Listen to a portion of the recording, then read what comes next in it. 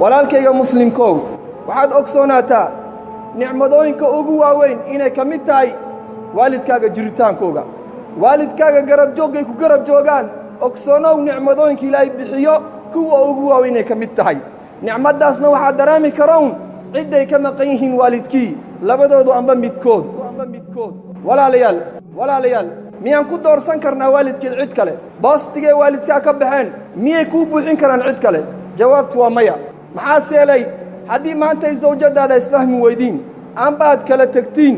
waxaa laga yaabaa inuu ilaahay kugu arsaaqo zawjad ka qaalisan ka khayr fara badan carruurtaada haddaad weydid oo ilaahay kaa oobsado waxaa dhacdaa inaa ilaah kugu arsaaqo carruur kale laakiin boostay waalidkaa ka baxeen waayo cidda kuu buuxinaysaa cid kuu buuxinaysa haba yaraatee ma jirto walaalayaal waa inaan garan nicmadahaas ilaahay baa waxa uu leeyahay an ishkur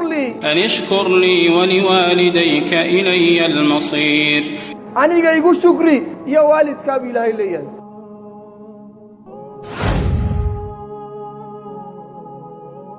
labadaasi waalid walaalayaal hadaani shakhsaan alladaani kaana sababan fii wujuudina calaa haadihi alxayaa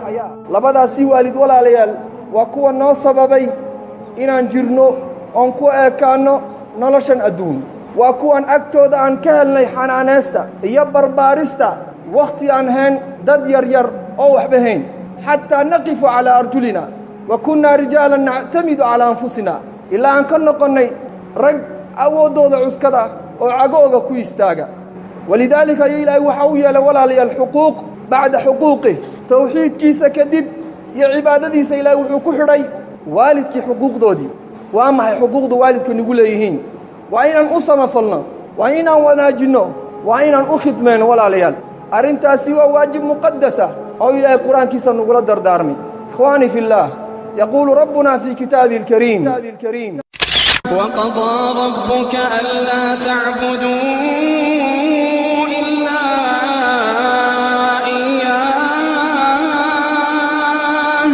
إلا إياه وبالوالدين إحسانا ويقول أيضا في كتابه الكريم وإذ أخذنا ميثاق بني إسرائيل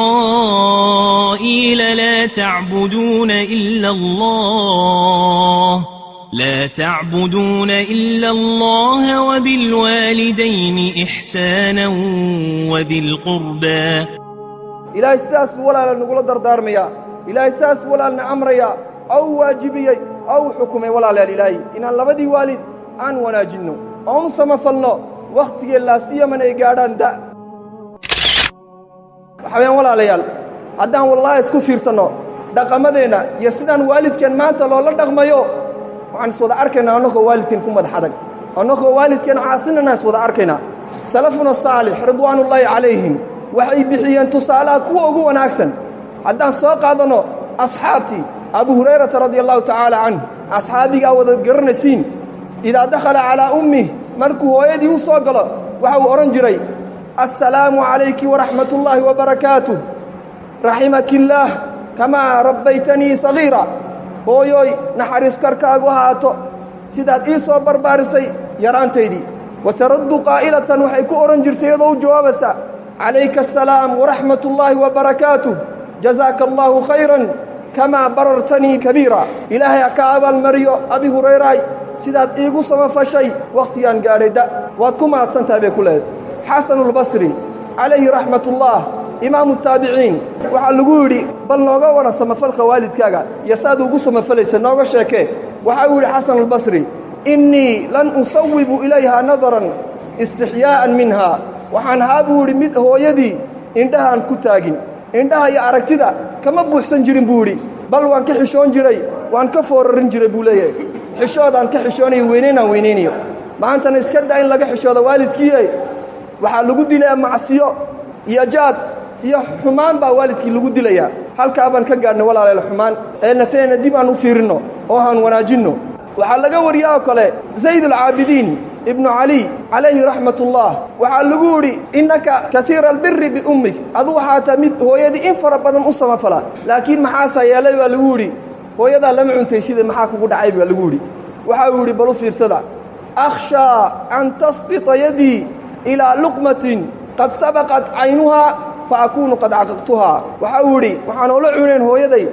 وحان كبق يا بوري إنay gacantaydu ay iga hormarto luqmad iyo wasladay doonaysa inay cunto ay isheedu qabato inaan ka hor cuno oo sidaa ku noqdo wali caas ayuu yiri walaalayaal balaakiin ka taagan raggaas tusaale ugu fiican ay noo bixiyeen oo mudan inaan ku dabadayno ayuha الناس عباد الله